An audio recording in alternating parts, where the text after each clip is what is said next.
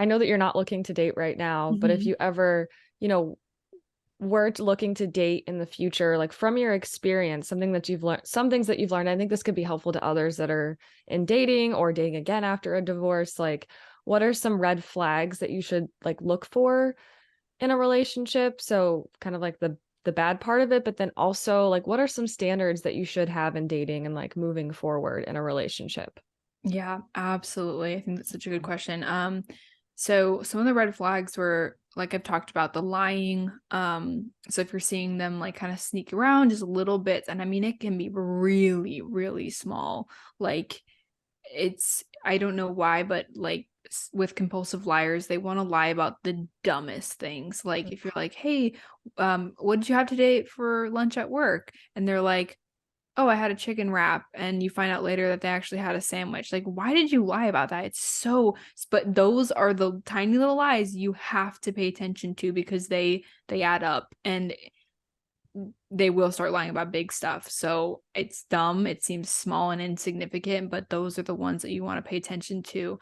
Um, Saying that they'll change, that's never, you never want to be with somebody that you feel like, oh, I want to fall in love with who you could be, who I want you to be.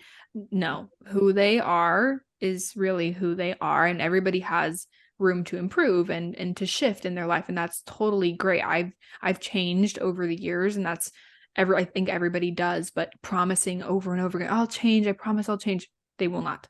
Mhm. Most likely, unless they get some sort of intensive therapy and you're willing to do that with them, and that's great.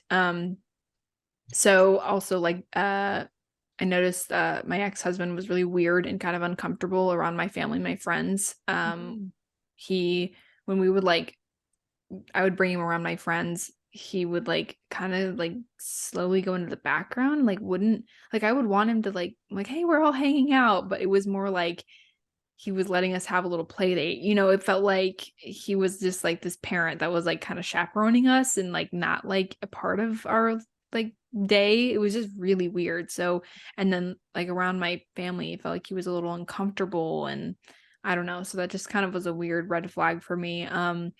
Also like jumping into what I wanted to do like really quickly. Like I said I wanted to go vegan last year and he was like, "Okay, like I'll go vegan." And he had like no research or like anything like that and he ended up sneaking around and eating meat. Like it was and I was like, "Why? I don't care if you're not vegan or like I don't care." But then he started sneaking and like lying again and like hiding stuff and so it yeah, I guess just be careful like they're jumping into what you want to do too quickly. Grand gestures, especially. I took a trip actually here to Ohio to visit, and when I came back, there was like a brand new coffee table sitting in my living room. He bought me an iPad and an iPad pencil and a magic keyboard and like all the things, all the whole setup for Christmas one year. And I was just like, this is like a huge gesture that like it was, again, right after something had happened. And, I don't think that that's super healthy.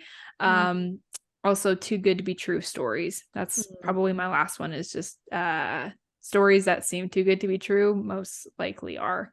And then in terms of like what I'm looking for, I have thought about this a lot because I do want to like be in a relationship one day. Again, I want to be in a healthy relationship. And that's a big reason about why I'm going to therapy. I'd like, one of my goals for the end of, or I guess just going through therapy is like to be at a place where I can date in a healthy way because I have really bad I shouldn't say bad, but I have unhealthy dating patterns and I don't think Mhm. it's not serving me very well. So I'd like to be able to date in a healthy, slow and steady way.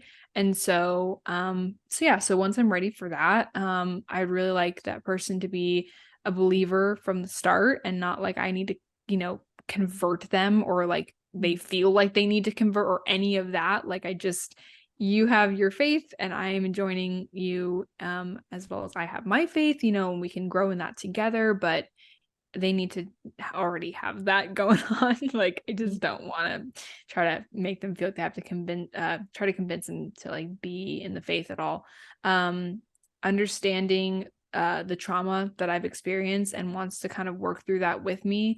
Mhm. Although like I will have, processed a lot of it in therapy, I'm always going to have trauma from this situation. I'm always going to have a little PTSD from all of this. And just somebody who understands that, hey, if I'm a little paranoid because you're on your phone and like didn't let me look at something for like 2 seconds longer than, whatever, I have some, it is PTSD from the situation.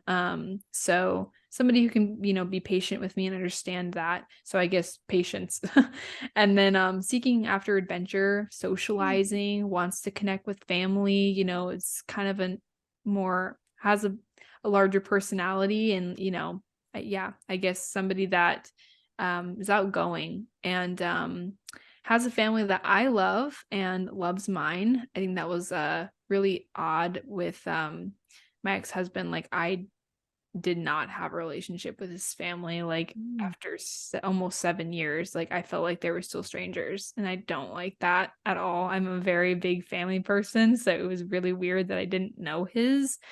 Yeah. Um, so yeah, and then the last one would probably just be that they see the same kind of future that I do, somebody that wants to grow their own food, live off the land and like have some farm animals and like rescue dogs and do the things that I've dreamed about, as well as like yeah, keeping their passions and keeping their dreams as a goal for them as well. Somebody um that has passions, desires, and dreams and wants to achieve those just as much as I want to achieve mine. I think it's so important that they're their own person, just as much as we're a couple together. So